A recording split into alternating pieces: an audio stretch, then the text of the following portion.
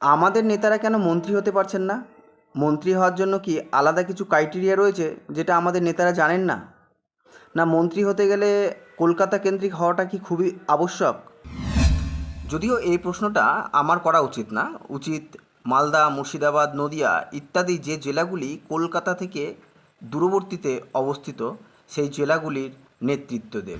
আমরা দেখেছি অনেক বিধানসভাতেই মেজর সংখ্যক বিধানসভার আসন আমাদের এই জেলাগুলি থেকেই শাসক দল বা যেই দলই হোক না কেন সেই দলকে কিন্তু উপহার হিসাবে দেয়। কিন্তু তার পরিবর্তে কি আমাদের নেতারা কোনো রকমভাবে মন্ত্রিত্বে তো স্থান পায়ই না, খুব কদাচিৎ হয়তো একবার দুবার পেয়েছে, কিন্তু মেজর লক্ষ্য করলে দেখা যাবে কি আমাদের সেরকমভাবে পায় না।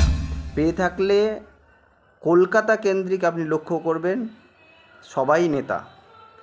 ইভেন আমরা যদি দেখি ছাত্রনেতা লক্ষ্য করবেন, দেখবেন দেবাংশু, তৃণাঙ্কুর, তো এই নেতারাই কিন্তু নেতৃত্ব দিচ্ছে। এরও মনে হয় যে আমাদের নেতারা কি এতটাই দুর্বল যে মন্ত্রিত্বের মতো পদ তারা পাওয়ার যোগ্য না? আপনাদেরও মতামত আমি জানতে চাইবো কমেন্টে।